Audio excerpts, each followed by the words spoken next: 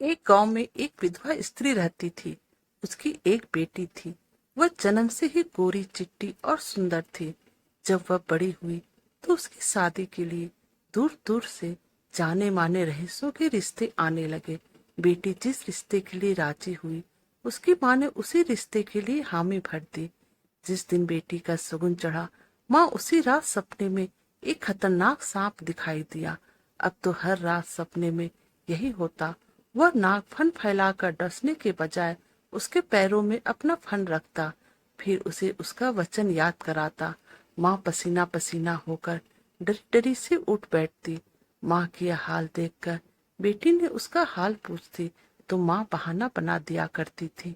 लेकिन बेटी के ब्याह के दिन जैसे जैसे नजदीक आने लगे, माँ उस नाग के डर से पीली पड़ने लगी। आखिरकार शादी का वह दिन आ ही गया।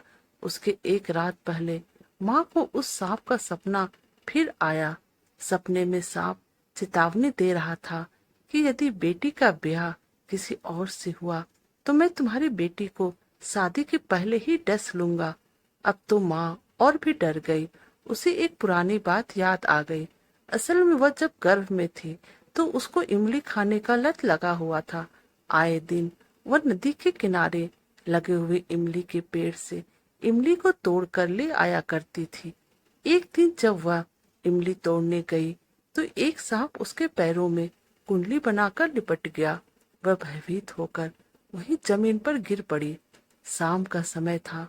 दूर दूर तक उसे बचाने वाला कोई नहीं था।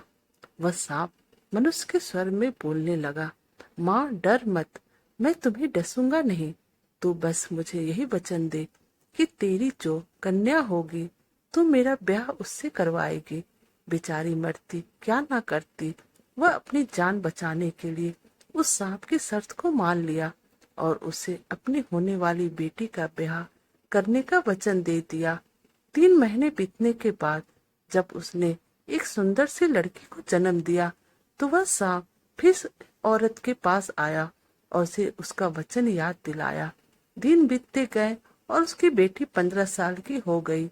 वह बहुत ही निडर थी, जैसे उसके पिता एक निडर सैनिक थे। बेटी अपने पिता के साथ नदी में तैरा करती थी। इस दौरान वह सांप भी लड़की के साथ पानी में तैरता रहता था, परंतु उसने कभी भी उसको काटने का प्रयास नहीं किया।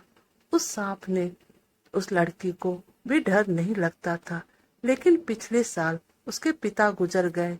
पिछले साल मूसलाधार बरसात की वजह से नदी में भीषण बाढ़ आई।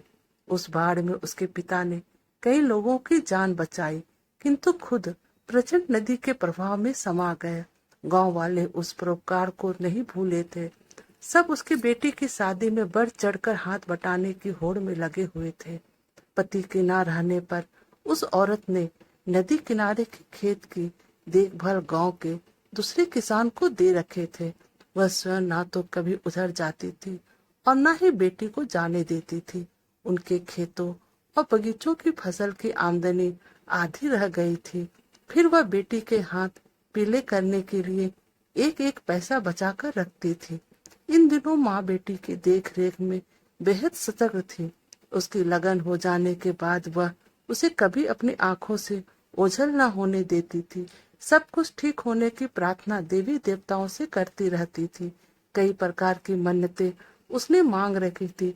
सांप को बारात आने वाली थी। तमाम रिश्ते नातेदारों से घर भर गया था।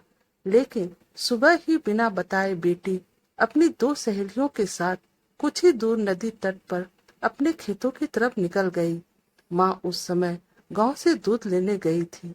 माँ जब घर लौटी तो पता चला कि बेटी अब तक नहीं लौटी है। यह सुनकर माँ चीख पुकार मचाती हुई उल्टे पांव नदी की ओर दौड़ पड़ी। गांव के तमाम लोग उस दुखिया माँ की गुहार पर उसके पीछे दौड़ते दौड़ते भागते। जब नदी किनारे पहुंचे तो वहाँ विचित्र सा दृश्य था।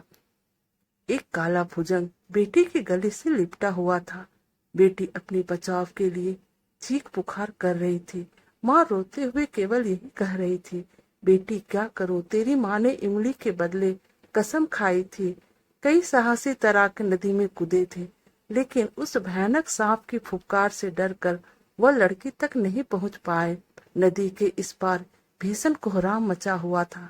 सांप लड़की को मझधार के गहरे पानी में खींचे ले जा रहा था।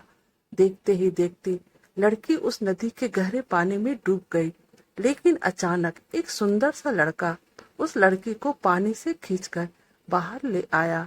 नजदीक आने पर लोगों ने ध्यान से देखा कि बेटी के गले में लिपटा हुआ वह सांप कहीं अदृश्य हो गया था। घाट पर पहुंचते ही कुछ लोग बेटी को होश में लाने का उपचार करने लगे। कुछ लोग हैरान थे कि वह अजनबी युवक कौन था। उस गहरे पानी में अचानक वह कहां से आया। किसी ने भी उसे नदी में कूदते हुए नहीं देखा। लोगों ने उसकी मां को उठाया, जो कि बेहोश होकर जमीन में गिर गई थी। उसे बताया कि उसकी बेटी जिंदा है। मां को होश आया तो वह दौड़कर बेटी के पास गई और बेटी को होश में लाने लगी। बेटी भी अब होश में आ गई। तब गांव वालों ने गांव की कुल देवी का जय जयकार करने लगे। बेटी की जान बचाने वाले युवक को कुछ नौजवान ने अपने कंधों पे बैठा लिया और उसका जयकार करने लगे। हालांकि उस युवक को देखकर सभी हैरान थे। वह एक अजनबी युवक था जो अचानक से नदी में बेटी को बचाते हुए बाहर आया था। लोगों ने उससे पूछा कि तुम कौन हो। तब उस युवक ने गांव वालों को बताया, मैं एक तपस्वी के श्राप से सांप के रूप में बन गया था। आज मैं उस श्राप से मुक्त हुआ हूँ। बहुत समय पहले मैं एक जंगल में अपने 2 साथियों के साथ शिकार पर गया था। एक बूढ़ा तपस्वी वहाँ एक वट वृक्ष के नीचे तपस्या कर रहा था। पशु पक्षियों के हाहाकार से जैसे ही उसके नेत्र खुले, मैं उसके सामने ही था। मेरा तीर जिस हिरन को लगा, वह उस तपस्वी के पास ही दम तोड़ रहा था। तपस्वी ने क्रोध में मुझे श्राप दे दिया।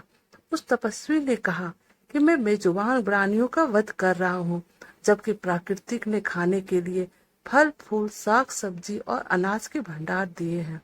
उस तपस्वी ने मुझे मानव का सबसे बड़ा कलंक कहा था। मैं उस तपस्वी के पैरों में गिर गया और क्षमा याचना करने लगा। तब उन्होंने श्राप से मुक्त होने के लिए मुझे उपाय बताया कि मेरी पूर्व पत्नी जब एक युवती के रूप में मेरे पास आएगी और मैं उसे जैसे ही स्पर्श करूंगा, मैं सांप से मुक्त हो जाऊंगा। वह युवती और कोई नहीं, मेरे पूर्व जन्म की पत्नी है और इसके स्पर्श से ही मैं श्राप मुक्त हुआ हूँ। यह सुनकर गांव वालों ने उन दोनों की शादी करा दी और वह दोनों उसी गांव में रहकर हंसी खुशी के साथ अपना जीवन सुख में व्यतीत करने लगे। तो दोस्तों, आप हमें कमेंट कीजिएगा आपको हमारी कहानी कैसी लगी।